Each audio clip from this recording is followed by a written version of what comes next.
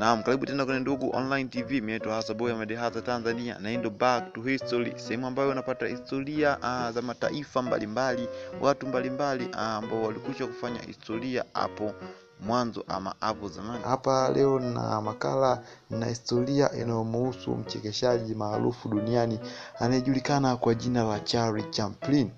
Jina lake kamili anaitwa Charlie Chaplin. Amezaliwa mwaka 1889 April 16. Amezaliwa huko mjini London katika nchi ya Uingereza. Amelelewa na wazazi wake wote wawili, lakini kuna matatizo ambayo yalitokea familia yake. Yaani baba yake alikuwa ni mtu mwenye kupenda kulewa, alikuwa ni mlevi, na ilifikia hatua akaondoka katika nyumba, akamwacha yeye na mamake, akamwacha Charlie Chaplin na mamake, na ndipo mamake na Charlie Chaplin akachukua jukumu la kumlea Charlie Chaplin. Charlie Chaplin alipofikisha miaka 14, mama yake alipata maradhi ya akili. Aliugua ugonjwa wa akili na akapelekwa katika hospitali za watu wanaoumwa ugonjwa wa akili. Na ndipo Charlie Chaplin akaamua awaze nje ya boksi, awaze mbali zaidi. Akaamua ajihusishe na usanii, uimbaji wa muziki. Charlie Chaplin mwanzo alianza akajihusisha na mambo ya muziki, baada ya hapo akajihusisha na uigizaji wa maigizo ya jukwaani. Amefanya maigizo ya jukwaani, na alipofikisha miaka 19 alichukuliwa na kampuni ya filamu iitwayo Fredicano, ambayo ilimchukua kutoka Uingereza kumpeleka Marekani. Mwaka 1930 alipata wazo la kufanya filamu baada ya kuwa ameshafanya filamu nyingi za sauti. Mwaka 1930 alipata wazo ambalo wazo hilo lilikuwa ni kwamba aachane na filamu ambazo zinaonesha sauti na zinaonesha maneno, na afanye filamu ambazo zitakuwa ni za kimya kimya, filamu ambazo zitakuwa hazina sauti wala hazitokuwa na maneno.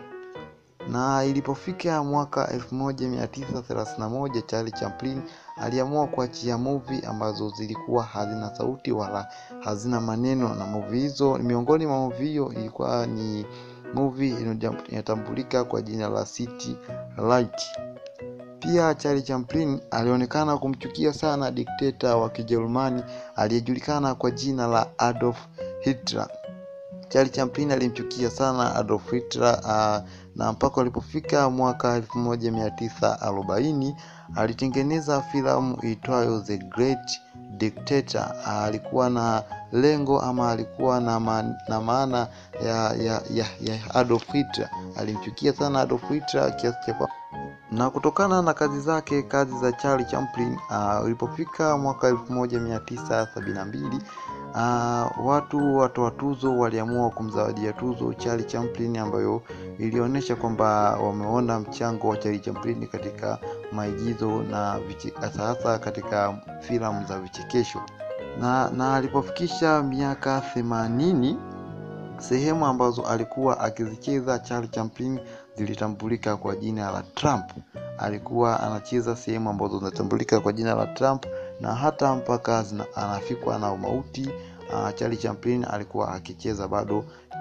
Charlie Chaplin anatambulika kwa vituko na vichekesho ambavyo alikuwa akivifanya, na miongoni mwa vichekesho ambavyo vilifanyika ni pale ambapo kuna tamasha liliandaliwa, na tamasha hilo lilikuwa na lengo la kumpata mtu ambaye atakuwa anafanana halisi na mchekeshaji huyo Charlie Chaplin. Cha ajabu na cha kushangaza na cha kuchekesha ni kitu ambacho alichokifanya Charlie Chaplin, kwamba kwenye tamasha la kumtafuta mtu ambaye anafanana na yeye, pia Charlie Chaplin naye alikuwemo kwenye tamasha hilo. Charlie Chaplin pia alihusika, japokuwa hakupata nafasi ya kushinda. Charlie Chaplin alifariki mwaka 1977 huko Uswizi, na alifariki siku ya tarehe 25 mwezi wa 12, na maanisha alifariki siku ambayo ni siku ya Christmas. Huyo ndio Charlie Champlin. Na hii ndio Back to History ya Ndugu Online TV. Keep watching. Kwa wewe ambao hujasubscribe, fanya kusubscribe, na kwa wale ambao wamekwisha kusubscribe, asante. Kwa video hizi na nyingine kali, usisahau kugusa alama ya subscribe button nyekundu hapo chini.